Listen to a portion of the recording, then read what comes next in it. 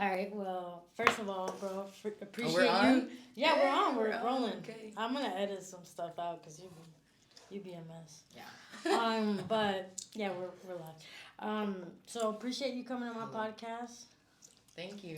Oh, this is No, it's fun. I'm excited. excited. I'm Okay. nervous though. I don't know what you want to talk about. Yeah, I So know. that's I don't. I don't tell you what I'm gonna talk about That's till you're fine. here, because then you'd be like trying to sound scripted. No, I'm like, we're going off the Let cuff. me get prepared real quick. So a podcast called Let's Get Real with Bonilla. So we're gonna talk about a couple of things, but first, obviously, I want to introduce you to my audience. So tell everyone who you are, what you do, where you're from, Hey, what's up? what kind of mix are you? Hey. I'll tell you my little. Okay. Maria Arrieta. And we're good. You my best bud. You know. Getting a phone call in a second. I'm gonna have to call Anna back from State Farm. So, I'm from Atlanta, and I am Filipino and Greek. Oh, exotic. I'm a little exotic. Now it's different because I think growing up we had no mixtures, not as many mixtures, but everybody's pretty much a hybrid now. So, yeah. I been working in sales for quite a while, and I just be out here on the streets pretty much. That sounds like fun. Making money, do what I need to do. Okay. Sales, what in specific in sales? Right now I sell beauty products. Okay. Mm-hmm. Like at a store or where? No, I travel, so I'll go like state to state, and do like conventions or trade shows or beauty shows and conferences. It's fun. Awesome. It's tiring, but it's fun. Awesome. Yeah. So it's kind of what I do, but more local, right? Because like what I do is obviously but real estate, but real estate can go from one part of the city to the next. So Yeah. it just depends. Yeah. But okay, so let's talk about the podcast now. So we're gonna talk about 3 things. Okay. Real estate is being one of them. Okay. Oh my God, people. Relationships. Oh, Jesus Lord. No. And there's a better one. Regrets. Oh, okay. I mean, we always learning, life is a lesson. Exactly. Life is a lesson, and you can take it how you want. Exactly. But let's start first with real estate. I mean, obviously, this is kind of more of your opportunity to ask questions to me.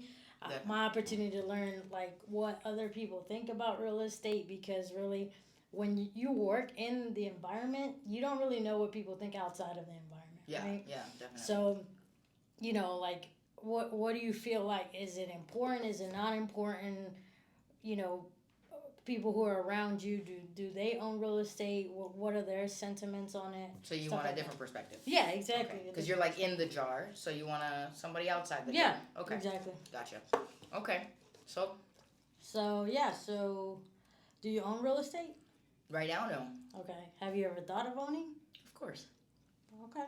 Yeah, I feel like real estate has always been something consistent with people who are wealthy or investing. So those things usually come, you see wealthy people, you see people in a different tax brackets. Normally they have some idea of real estate, or they put some, they own some type of assets. So that's great. That's great to know that. That's how I see real estate. Yeah. I feel like it's always been that thing. It's always you have products you sell and this and that, but real estate is the product that doesn't run out, and it's the product that's always in demand. True. Yeah. True. I like to see it that way. And yeah, obviously to me, I'm going to go to war and defend it and say it is an avenue, right, to build wealth and build passive income if you do it the right way. And just a retirement account, right? I've never been big on stocks, bonds, and 401ks. Yeah, I've never seen you doing stuff like that, really. Yeah, but I've always been big on if I own a couple properties by the time I'm 60, I mean, I feel better off than most, you know? So I'm glad that, you have the same feeling and thought process of it. And what do you think is a challenge with it? Like, why do you feel like people don't own more of it? I think it's lack of knowledge, and then also too much information, not being able to sift out what's actually valuable information, what's true, what's not true. Because right now we live in like a fucking time of information. We have an excess of information, so I think trying to distinguish, okay, this is helpful, this is not helpful, this is relevant now, this is not relevant now. And there's so many different, there are just so many angles you can get to real estate at that I think not knowing where to start also could be another one. Yeah, I agree 100%. There's two avenues to real estate as well. You have the primary residence where it's just like your own home, something that maybe you will build with your family. And then there's the investing side of real estate, which works differently. But at the end of the day, I feel like you always have to invest wisely, even if it's your primary home, right? So even if it's your first time going through the process, choosing a good realtor, choosing someone who can help you, guide you through that is super important. Because at the end of the day, it's also an investment. Mm-hmm. You're spending a lot of money purchasing your first property that, you want to make sure you get teed up right. So that's one thing. And then the investment side, I mean, one book that's always my go-to for people who are looking to get into real estate or understand the dynamics of it is Rich Dad Poor Dad. Really? Which is a really huge book. I mean, it's one of the first books I read personally. Yeah. And I think people hear about it, and like I said, it's kind of one of those things where it's like, is this something I should be reading? Is it something I should not be reading, Yeah. Is this reputable? Yeah, so I mean, I approve it 100% as far as people who want to understand a little bit about how to build wealth in real estate. That's definitely a really good book. Done. I'm gonna start reading that book. So, well, if it's coming from you, I'll read it. And then when obviously you're ready to buy your first home, I'm here. You know that 100%. Yeah. But yeah, definitely understanding the difference between what's fluff and what's not. And just, kind of knowing the facts of things, right? Because there is, I see a lot of times people promote stuff all over the internet about, it doesn't cost much to get a property. Well, if it didn't cost much, more people would do it. Right. So obviously there is cost related to purchasing a property, and you have to be educated. Yeah, let's be realistic. Yeah, let's be realistic. Let's be real here. Okay? And so you have to understand that you have to have a certain amount of money saved, and even moving in general is expensive. So like you can't. Oh, I know. You be moving too much. I move all the time. So you have to, set right expectations from the beginning, from the get-go. And that's something that I personally do. But, yeah, I think that helps a lot in not getting, advised the wrong way or seeing something where it's like, oh, well, I thought I could get a house for $1,000 or, that's not the case. And so understanding what's the difference between what's real and what's not is important. I will say too, I've heard, this is going to sound so biased because obviously you're my friend, but I've heard a lot of horror stories about people choosing realtors maybe in their family or they use a sister or cousin or something, someone they know. And what I've noticed is that not all realtors are the same. You cannot treat a realtor as you'd be like, oh, I know so many realtors. But really, when you really look at what they can offer you and if they're educating themselves, there are really only there are not that many options because a lot of people don't really continue staying up to date on I think it comes down to experience too. It's like learning and experience. Yeah, it's like you're like if you have experience in sales, you're 10 plus years in sales, a newbie that comes in, obviously you're not gonna expect them to know what you know because you've gone through it. Yeah, it's all the lessons that you learned that now you're applying. So you're like, okay, it's gonna really benefit that next person, and whoever else is gonna. And you've been doing real estate for a minute now. For a while, since 2018. Yeah. And so it's kind of just that ability to decipher. Okay, let me understand the difference between experience and someone who's not experienced, right? And obviously, the ones who are new to the industry, they got to go through their fair lessons as well. But just obviously. Getting the right support when you are going to make that purchase is super important because it's not like buying a car. No, right? And this person's educating you. Literally, I feel and when I think about, okay, when I'm ready to buy, right, I'm thinking I need someone who is going to obviously show me my options, but also be able to explain these options to me and give me a good understanding, but dumb it down, because for people who aren't in real estate, yeah. What good does it make if you're telling me all these terms that I can't understand, right? Or you're telling me about all these loans that I can't understand that may not even apply to me. I don't care if you look like you know what you're doing. I want you to just show me. like guide me Exactly. during this process, And I think that's important. And I think a lot of people might be in that sentiment with you as well. And it kind of almost gets overwhelming before you even decide to do it. Mm-hmm. And it's like the overwhelming factor would be like, oh, no, I'm just going to wait. Maybe next year. And then next year turns into next year. And then it just Then you're like cycling. 5 years later. Exactly. We exactly. always overestimate what we can do in a year. Yeah. So, like, one thing I would recommend is just ease into it, and just, ask questions, ask a ton of questions. Don't just go with the family friend because they're a family friend. You assume they know what they're doing. Part. So just ask a lot of questions. Unless they know what they're doing. I'm gonna go with friend. Get a couple quotes, right? When you get a contract. Honestly, always shop around. Yeah. It's always with anything, I'm gonna check. Even if you were to tell me something, I'm still gonna do my part. Exactly. And just double check. That's only gonna reinforce my trust with you. Yeah, and as a friend, I'm completely fine with that, and because it's like that's what you're supposed to do. Bro, like if you weren't okay with it, I'd be like red flag. Talking about red flag, let's jump into relationships. Here we go, guys. This is gonna be like a 30-minute conversation here with just relationships. All right, but yeah, so we're talking about real estate. I appreciate the conversation there. We got the 3 R's. Yeah, brr. Yeah, I have to put Anna's voice in that part. But yeah, so we talked about real estate, and hopefully a lot of people got value off of that. But relationships. So I'm not gonna do you wrong. You could. We don't need. Fucking could. I know. Let me tell you, I'm already starting to sweat. I'm like, where's my hair? We're gonna make a left. we're gonna take a left because I know too much about your personal relationships. So I want to talk about something else, and I think this is super important in the business as well. So we're gonna talk about business relationships. Yes. So personal one, man, it'll turn into a whole therapy session here. So we're not gonna do that. We're getting better though. We're definitely on a good path now. Yeah, we are. I mean, time, Time and lessons. Time and lessons, applying exactly. Them lessons. Exactly. So let's talk about business relationships because I know that it's with what you do and probably with what I do, anything sales related, I feel like you have a lot of dynamic personalities that you have to work with.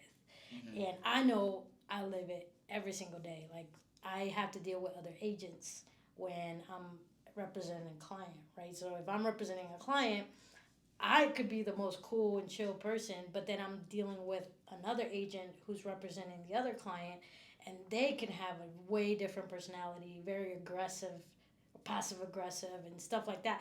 So just like with what you do, I'm sure there's a lot of different dynamic personalities. And so when it comes to business relationships, I want to talk about like the 3 things that you feel like are important to have to make sure you have a good business relationship with someone.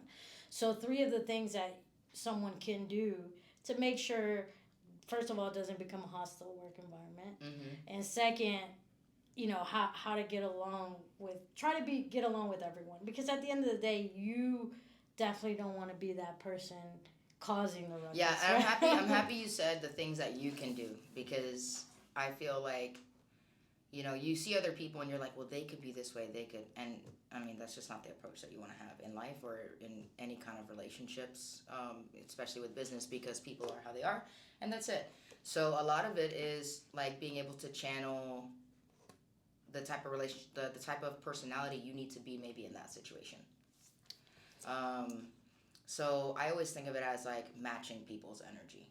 Okay. Or matching their tone. Tone says a lot. So if you're able to kind of sit back and kind of see how somebody's behaving, how they're approaching things, it'll give you a better idea of, one, how to talk to them so that way they can actually hear you. Because if you don't adapt to whoever you're talking to, and let's say you're trying to do a transaction with someone and you're just going against the grain with them, I mean, you're gonna see very slow progress, if any progress, in that transaction. And I'm not saying that you need to be buddy, let's go bowling, Mm-hmm. But you definitely need to be likable, to the other person, to a certain extent. Okay. Yeah. No, I agree, and that was key. Just kind of being able to match their energy as far as how they communicate and how they understand, mm-hmm. right? Because I've definitely been in those situations where I'm just like, trying to make this other person see eye to eye, it's not gonna happen. But Yeah. it's like, okay, we're not gonna see eye to eye, so let me get low and maybe we match, or let me get high and maybe we match. Mm-hmm. So then we're almost balanced as far as Yeah. how we see things. Yeah, So you gotta know who you can be a little more dominant with, and who you might need to be a little more submissive with.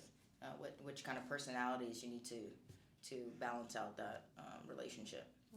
okay. So I like that. What else would you say like is important as far as what you can control? Obviously, being very patient sometimes. Oh yeah, being patient, and also just like let's see, being patient with to meet business relationship. Ask me again. I lost my train of thought. This is what happens when you smoke too much. You got to cut that. You have to cut the smoke too much part. Yeah, it's the ADHD, guys. I've been losing my train of thought. I know you guys. So what's another attribute that is important for you to have dealing with different business relationships? Like, what is something that personally you have to do? Meditate could be one. Oh, definitely. So taking care of yourself, having some kind of... I really believe that to be successful, you need to work on yourself. So, and that comes hand in hand with other people. When you're interacting with other people, I feel like it shows if you're not working on yourself, because you will project. A lot of times we project how we feel like about ourselves onto other people. And that may be too why certain people talk to you a certain way. And that's why you have to be like, all right, that's some work they got to do with themselves. But if you do that work within yourself, you're able to, interact with these kind of personalities, because as you said, you're working with big personalities, small personalities, a lot of different kind of people. So getting into some kind of practice that will help you recenter yourself, I think, is really important, because anytime you think of a relationship, business, intimate, whatever, friendship, you have two people, or you have yourself and then another party. So if you're not good, how are you going to be good now that you're going into trying to, mesh with somebody else, right? So taking care of yourself is really huge. Whether, some people may work out all the time. Some people might take time in the morning to meditate. Some people don't think about it as much, but maybe when they're in the car, they'll listen to a podcast, or they'll listen to a certain song. They might have their own routine where they may listen to certain songs, or they may do a certain routine in the morning. Just something that kind of helps you stay centered, I think, is really important. So that way, too, you're consistent in what you're delivering to people, because you're good. Awesome. Yeah, that was huge right there. So two awesome things to take away. Obviously, one, match tone, and obviously adjust to that person so they can hear you better, so you can get your point across. And then second thing is to definitely work on yourself, because if you are working on yourself, becoming a better individual, a better human being, obviously that's going to translate to the relationships you have, whatever type of relationship you have. Mm-hmm. And yeah, not to get too granola, but any kind of sales, at least in my opinion, everything is sales, honestly. But anytime you're dealing with sales, it literally is a transfer of energy. So people are gonna feel how you are carrying yourself. People will feel it. It's just like if you're walking and you walk into a room. I try to, if I walk into a room and I find if somebody gives me eye contact, I'm gonna smile, because I want to let them know, hey, everything's good, we're good. Not a threat, you're not a threat, cool. Because a lot of times, too, when it comes to business relationships or meeting new people, people have their guard up. So it's a matter of getting that guard down so people feel like they're in a safe place to interact with you. And they can, you guys can give each other what you need. Awesome. I appreciate that. Yeah. That was awesome. Yeah. All right, so the last one. I'm going to let you talk the whole time. All right. Because we were talking about this earlier, too. Sheesh. But, nervous. Yeah, so let's talk about regrets. Regrets. So I've shared a couple. I've done a couple episodes. So I've shared a couple. One, maybe not, one for me was not getting into the industry earlier on in life, right? Mm-hmm. If I feel like maybe if I would have gotten into the industry right at high school, I would be way further along, or maybe just as far as experience goes, because we were talking about it. Because I know some people in my field, they gain experience in one avenue, they spend a good amount of time there, and then they shift to a different avenue. Still in the same real estate umbrella, but just different things. And so obviously I feel like I haven't gone through enough time here to be able to jump into something else. But that's just personally how I am. I like to really make sure I solidify what I'm doing here before I get into something else, right? So, but you know, as far as regrets goes, we could talk about anything in particular. Just one regret that you want to share, and maybe someone could learn a lesson from. Hmm. One regret. Um, don't focus on the money. Focus Ooh. on yourself. You're gonna attract what is meant for you. You're gonna attract the money that you want by being the person that you need to be. Mm. So, like when I heard you say, like, if I would have started real estate out of high school, Mm-hmm. the first thing I thought of was like, well, maybe out of high school you weren't the person you needed to be in real estate. Sure. So now, because you have that regret, it's okay to regret because it puts things in perspective for you. It creates that urgency, and I think urgency is really important if you want to get things done. Um, but you know, now that you regret not starting in high school, that's put a fire under your ass because you're like, I don't have. You feel like you don't have time. You lost time. Yeah. So now you feel like you lost time. You're like, I'm Sure. going full force. You know, whereas maybe if you didn't have that regret, you might feel kind of complacent, where you're like, everything I did was right. You never want to be like that. Mm. So we need regrets. Yeah, you we need. I feel like regrets are very, very important. People say, you know, be careful, or maybe the way that we've been raised is like, be careful. You know, you always hear your parents saying, be careful, be careful, be careful. And I'm like, no, fucking fail, bro. Fall, so that way you can get back up. Fall, so that way when you get up, you're like, shit, that hurt. And now you're gonna know. You remember that pain. You're like, okay, I need to. Now I'm gonna adjust how I did that because that hurt. Whether it can be physically, financially, emotionally, mentally. I've had a lot of things that I regret or things that maybe I wish I would have done differently, but had those things not happen, I wouldn't have been able to grow, you know, and been able to change my perspective and then change my behavior. Because that's the thing too, right? We can just sit here and regret things and fucking sulk and sit around on your fucking ass. Or you can regret things and be like, this is the fire that I fucking needed. Yeah. You know?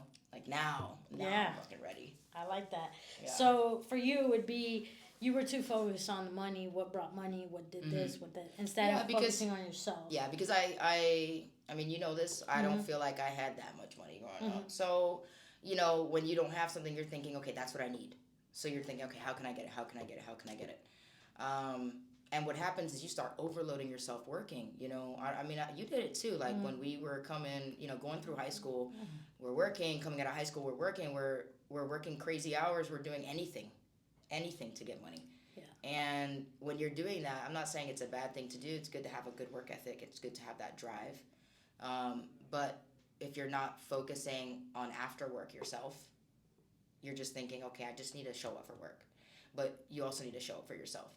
Like a lot of people think you need to, they have the saying, yeah, work your 9 to 5, and then after your 9 to 5, build your dream. I'm like, okay, but before you can do that, you need to work on yourself. Damn, that's deep. Yeah, you need to work on you. Like, there's a saying, I think I heard, I think it was Mike Tyson was talking about it. And he was like, you know, you don't become a champion and then you act like a champion. You do the things that champions do first, and then you become a champion, you know? So that kind of, for me, that sticks with me because I really do like to focus on, like, personal development a lot. And I, you know, obviously with work, I also am focused in this as well, but I'm a big believer that when I work on myself, things will come. I believe in attracting things.